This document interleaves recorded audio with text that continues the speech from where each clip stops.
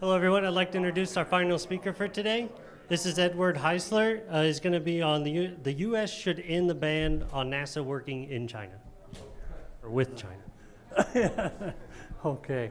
I'm a retired Teamster Union member. I worked in the trucking industry about 20 years in the Los Angeles area. I worked also as a full-time Teamster Union International Union organizer, project organizer, including a successful campaign to organize over 5,000 Continental Airlines aircraft mechanics a few years back.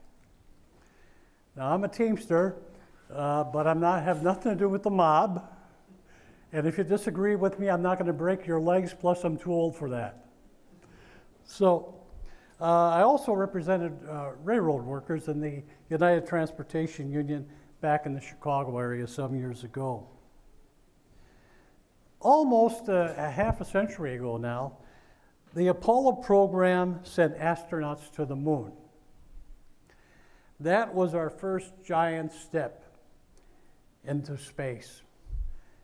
I and most other space enthusiasts at that time thought that NASA would soon follow up with a Apollo-type moon mission, but this time to Mars. Surely Congress and the president back then would approve a bold plan to go where no humans have gone before, Mars. We hoped that such a program would be implemented in the 1980s, and certainly before the turn of the century. And here we are, nearly a half a century later, diddling around, not going to Mars. The politicians, Republicans and Democrats, with very few exceptions, had a different idea. Instead of spending the money and the resources for sending human explorers to Mars, they had other priorities. Congress voted massive amounts of money for the space shuttle, a fleet that had military applications and missions. Human expeditions would not have a military component and would not contribute to either cold or hot wars.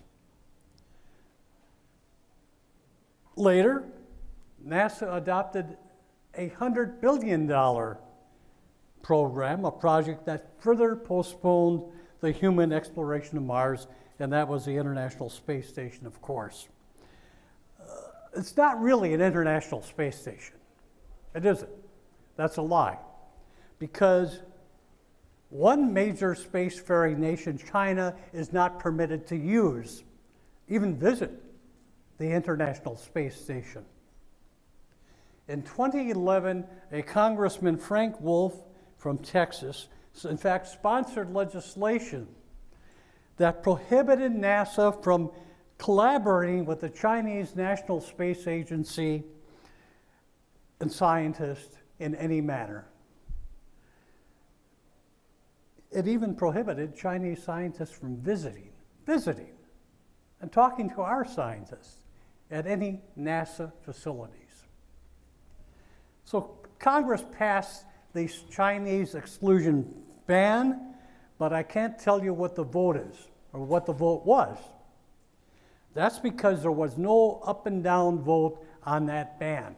Instead, to prevent such a vote, they concluded that Chinese exclusion ban in a general big appropriation bill to stop a government shutdown. The bogus purpose of that ban, what they told us, was to prevent those clever and sinister Chinese rocket scientists from stealing NASA secrets, secret plans and technology for going to Mars and other projects.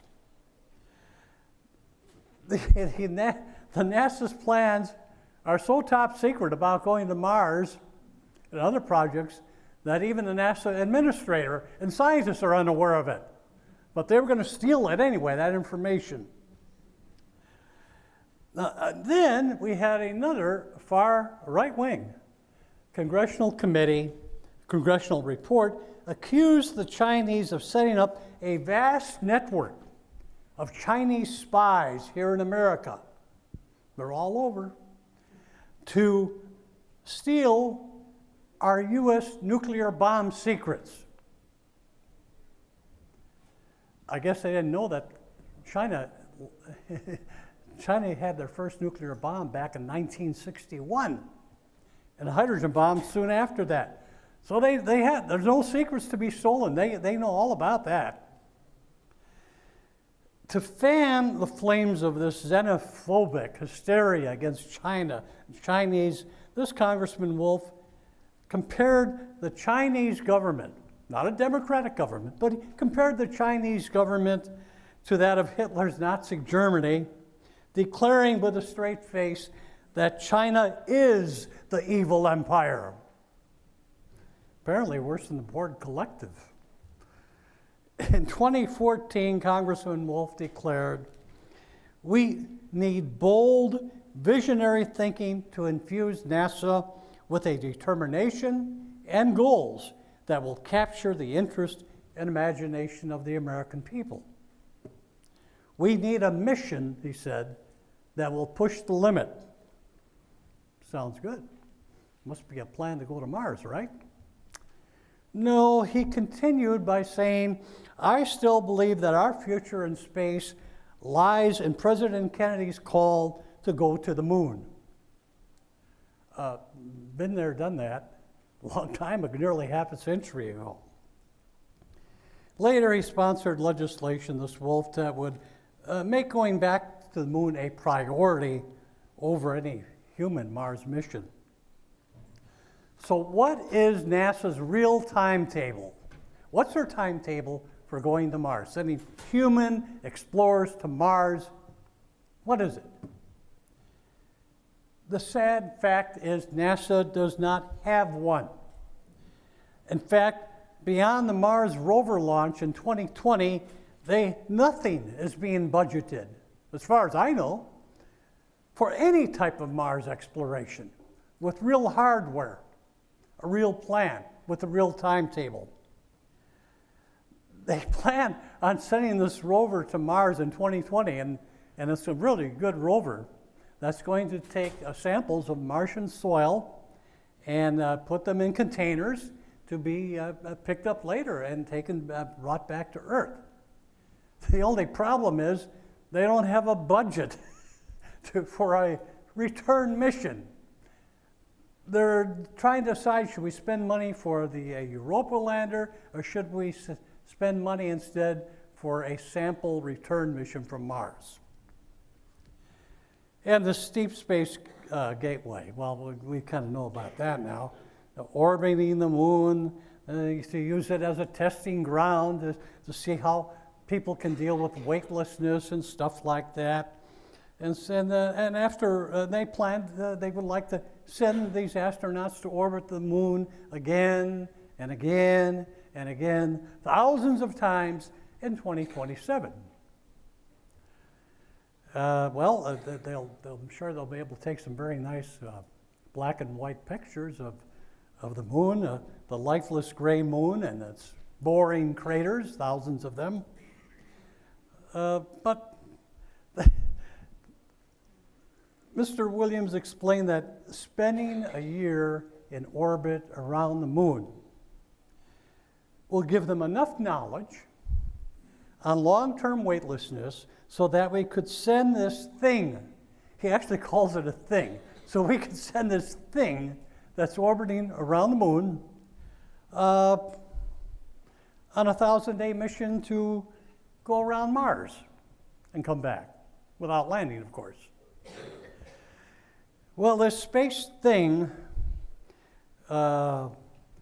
really isn't needed to determine the weightless effects and other effects on our astronauts. We can use and have used the space station for that. Just last Saturday, astronaut Peggy Whitson returned from a 288-day mission. 288 days on the space station, and she's accrued 665 days on the station. In July, the director of human spaceflight, NASA's director, William Gerstenmaier, explained that NASA can't afford to send humans to Mars on its current budget, and pointed out that we don't have the surface systems available for Mars due to budget constraints. Casey Dreyer, the director of space policy at the Planetary Society, lamented, in a practical sense, the Mars community will be facing tough times ahead with a dearth of missions for at least the next decade, if not longer. So here's the bottom line. NASA is not proposing, really, an Apollo-type mission to begin the actual exploration of Mars on Mars. NASA has no funding or serious plans for more rover-type explorations on Mars past 2020. They're just in the concept stage. NASA has no plans or funding to retrieve the soil samples from Mars that are gathered by the 2020 rover. NASA has no plans nor funding for a new Mars communications and high-resolution observation satellites needed to conduct a serious human exploration of Mars. So what about Donald Trump? Well, let's take a look at Donald Trump and what he knows and thinks about space travel. Is he really a supporter of human space exploration? And is he informed on NASA's activities and space travel in general? Last April, Trump asked astronaut Peggy Whitson, who just completed that long trip, when would it be possible for NASA to send humans to Mars? She told Trump that, well, with enough funding and et cetera, we could maybe do it in the late 2030s. And Trump responded, well, try and do it during my first term, or at worst during my second term, assuming he'll win. And we'll have to speed that up a little, right? And, well, she didn't even respond to that. And when Trump had announced his creation or reestablishing the National Space Council, with one of our favorite astronauts and a member of our steering committee, Buzz Aldrin, at his side, Trump explained to Aldrin, remember, this is Trump explaining to Aldrin that at some point, he said, to Aldrin, at some point in the future, we're going to look back and say, how did we do it? Get to the moon without space. Without space. Well, you can't do it without space. But yeah. So Buzz didn't get a reaction, so Trump then asked Buzz Aldrin, there's a lot of room out there, right? And Aldrin said, well, to infinity and beyond. I think he knows a little more than Trump.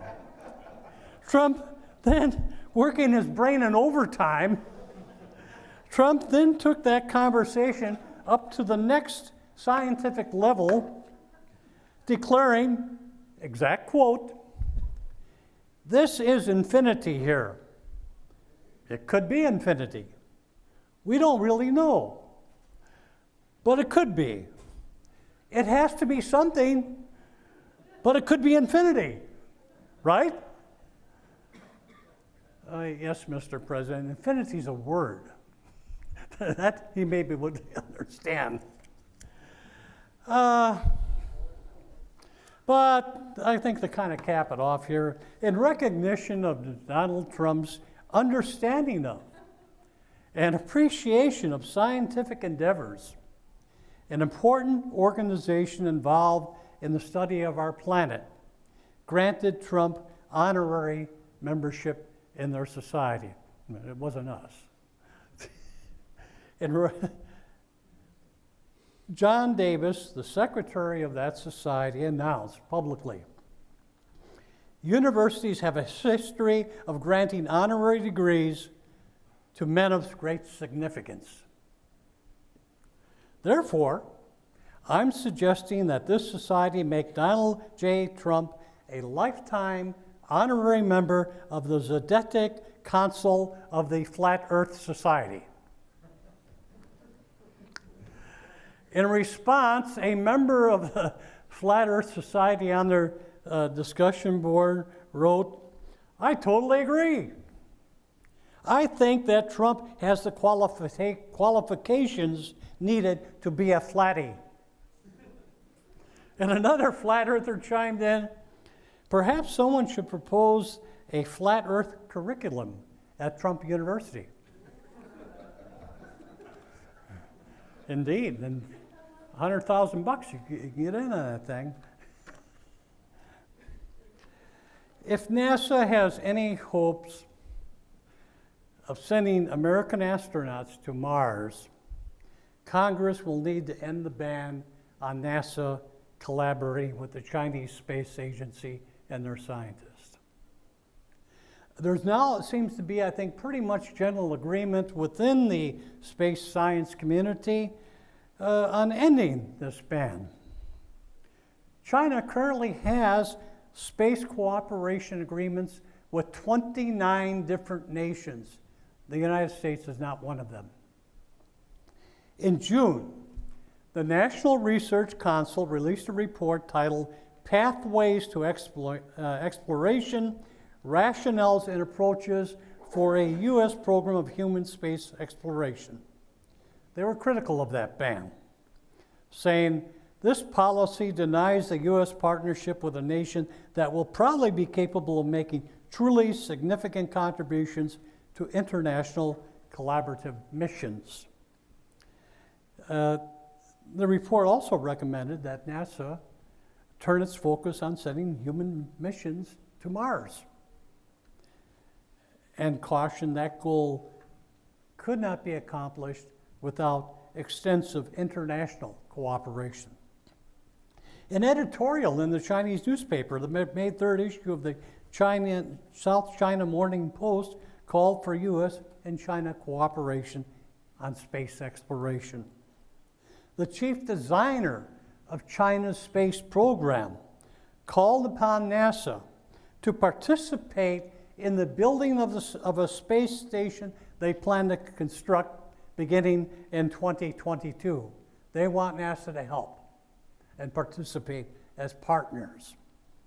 The European and Russian space agencies have already signed agreements with China to participate in that building of an international space station.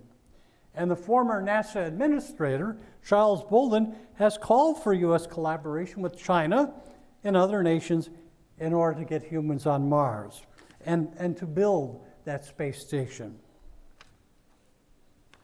The professor at the Beijing University Institute of Space Physics and Applied Technology recently said, "If we are going to Mars, to send the first human visitors there will go beyond the capability of any single nation." He pointed out that China will have a space station, a fleet of powerful ultra-heavy rockets, and a bigger economy to help support Mars missions. He said China was planning and launching more scientific research missions, such as the dark matter probe and a large telescope to be mounted on their space station. He called for a joint U.S.-China, but I think it should be broader than that, mission to open up a new chapter in the history of human space exploration. The Long March 9 rocket, or 5 rocket, a product of a couple decades of research and testing and construction, is the current centerpiece of China's plan to build a permanently crewed space station and send robotic missions to the moon and Mars. It will be used to send a rover to Mars in 2020. Little is known yet about China's Mars plans.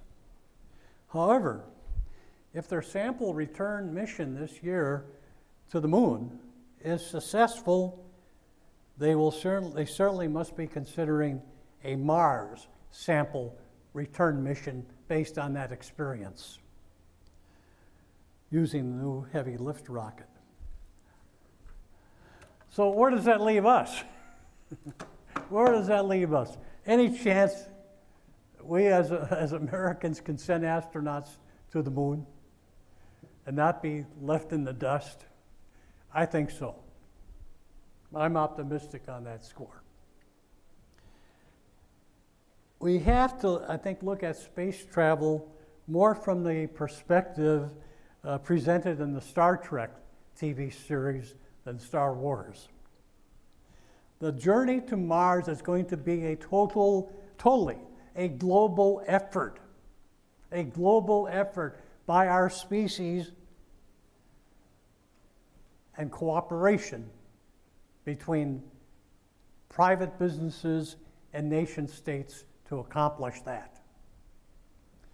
To be successful in any exploration and then later colonization of Mars, we need a clear and massively funded international globalist campaign. I hate to use that word, but global, we're on one planet, it's global.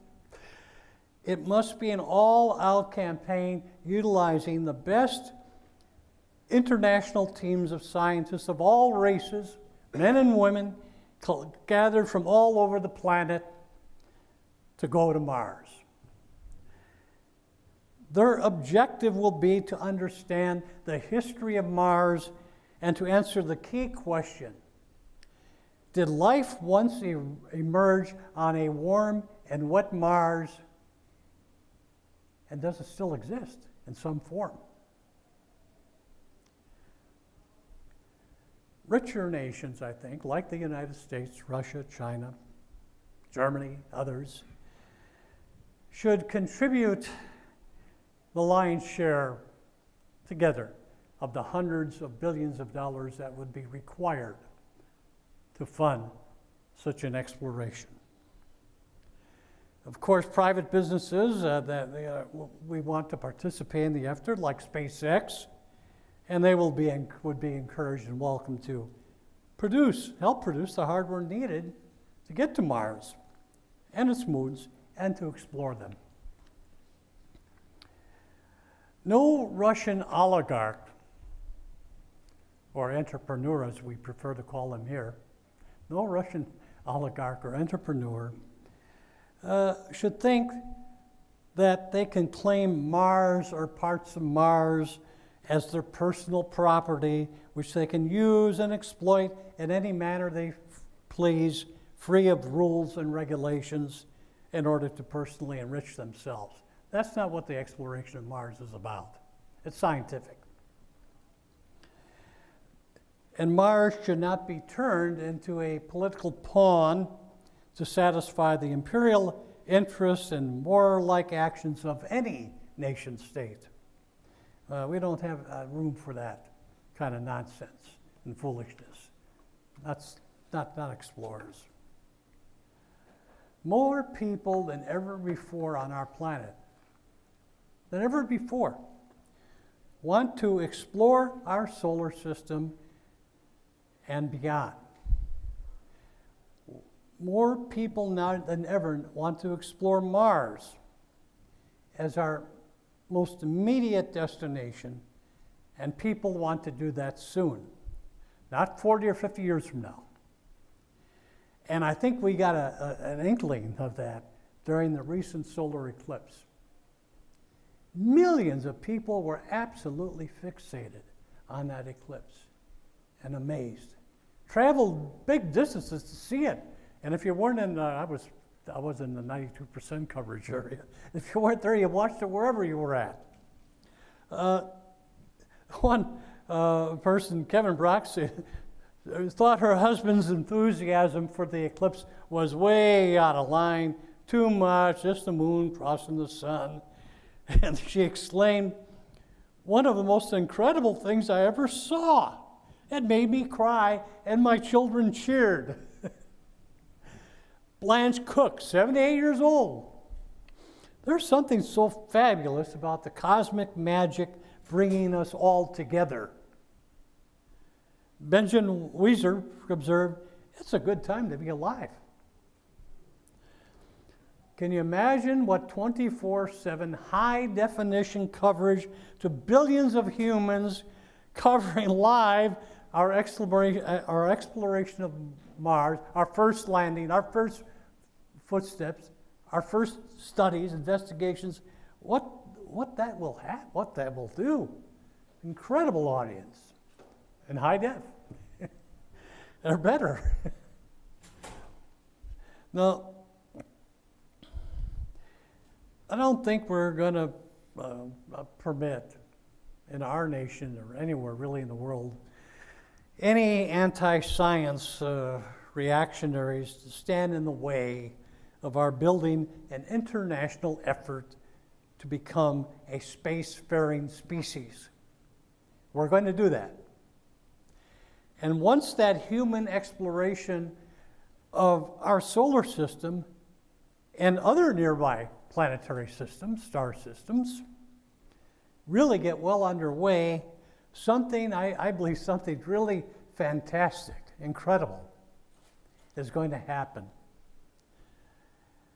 When we emerge as an intelligent, civilized race of beings,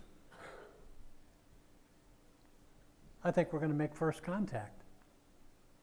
I think there's a good chance we'll make first contact.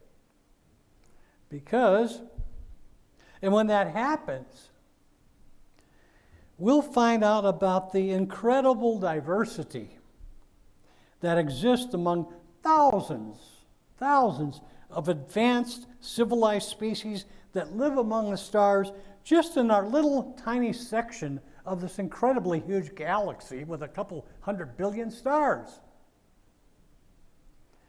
Now, I don't expect to live long enough to see that, but some of you here will. So don't let more backward, or I would call them reactionary, you can use another word, forces on our planet destroy our planet with nuclear war or unchecked environmental destruction. And it's going to be in the hands of the youth.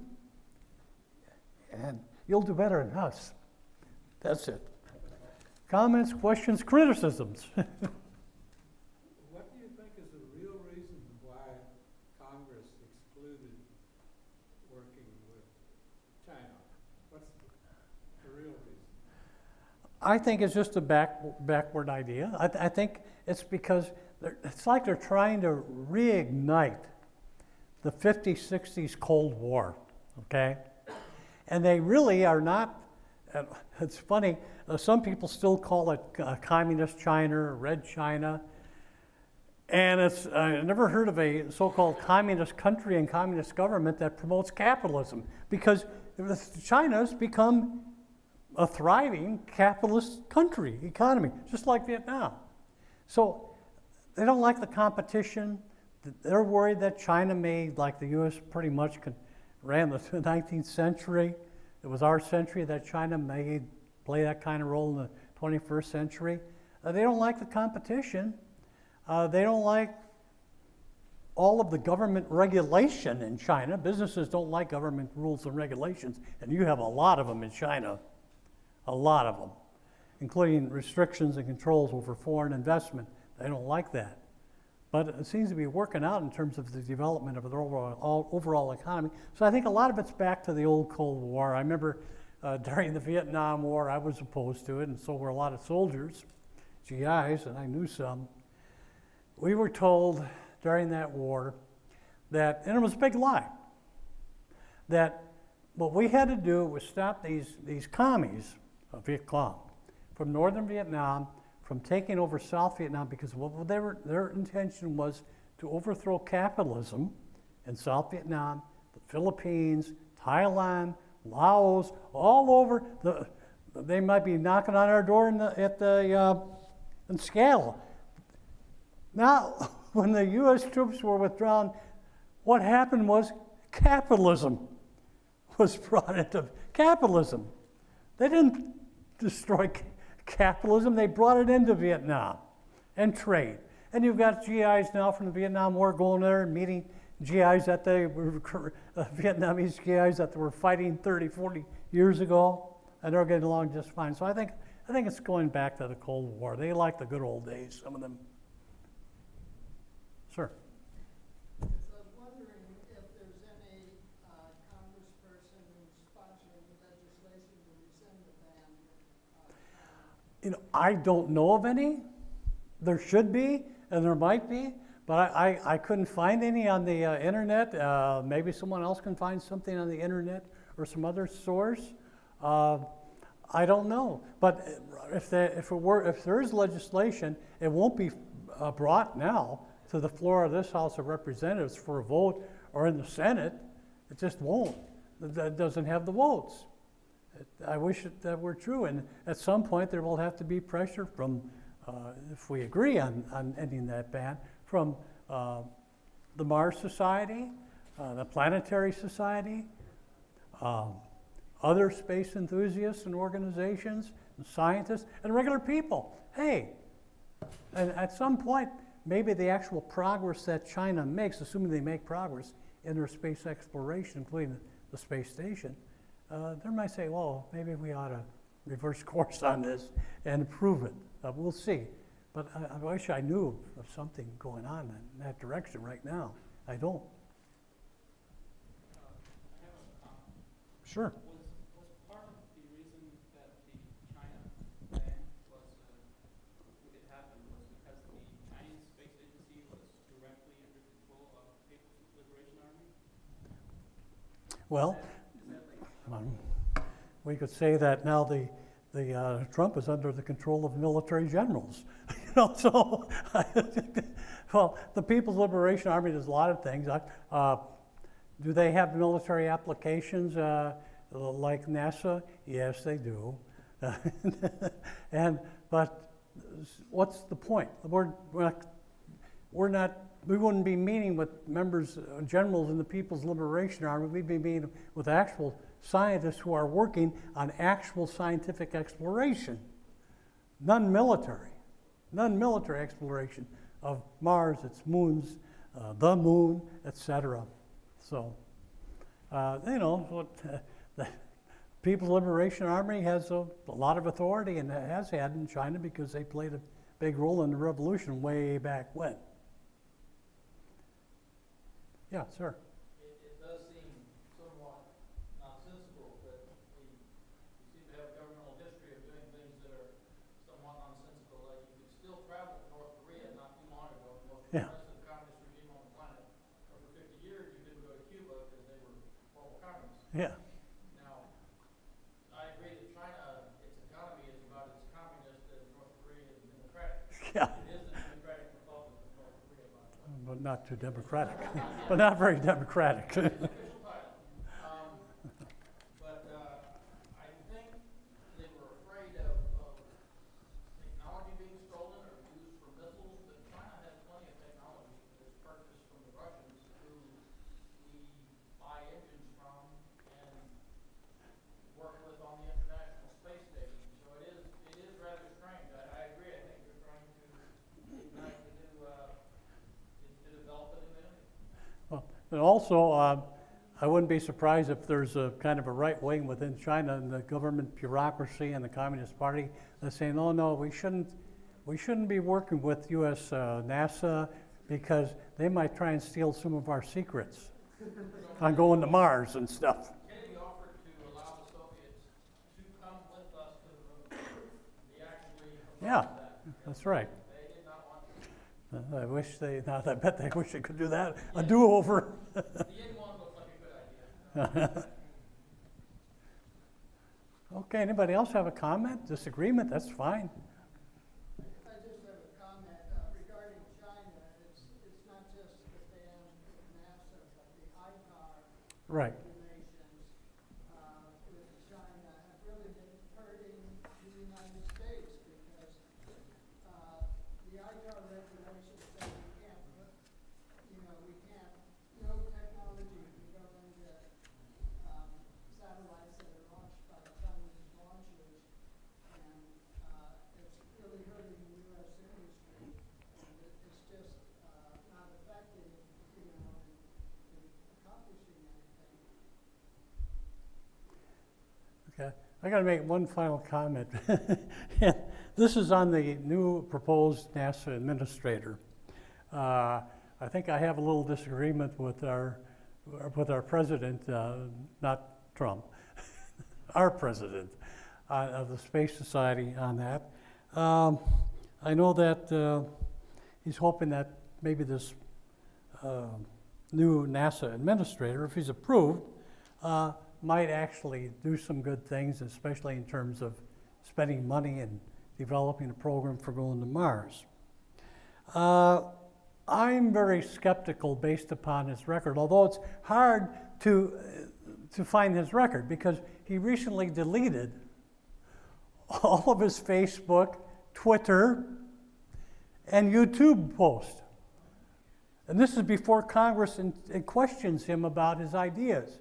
He deleted, this is a report a couple days ago, he deleted all of his Facebook, Twitter, and YouTube posts. To try it, there must be some embarrassing stuff, I gather, in there. But we know that he's a science denier in terms of climate. He rejects the findings of NASA and other scientists regarding global warming or climate change. He actually sponsored a bill to end funding for climate change studies conducted by the National Atmospheric Administration. And John Holt, here's the best quote on this guy, this character. John Holdren, a scientist who was the director of the White House Office of Science and Technology for 8 years, wrote, Bridenstine's stance on climate change reveals him to be fact-averse, scientifically illiterate, ideologue, and a danger to NASA's leadership in space science and earth science alike. And we'll see in a year, we'll have a convention, and then we can make an assessment. Well, okay, so what happened with this new NASA director or administrator? If he's approved, it may not be approved in Congress. There are some Republicans who are opposed to him. One of whom said he'll destroy the space program. A Republican senator, Marco Rubio. I think what Dr. Zuber meant was it could have been worse. Oh, yeah. Yeah. Oh, my God. She wanted to destroy. There was one more, I can't remember, someone else. If you wanted to deconstruct a functioning American government, you couldn't do much better. Put people in trust. So we didn't, at least he's a space enthusiast.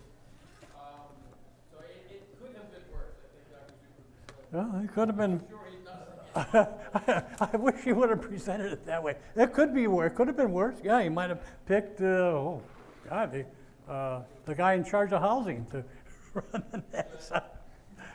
Okay, well, thank you for coming. And I think we're going to do all right. It's going to take a while. It's going to take a lot of work from us. Thank you.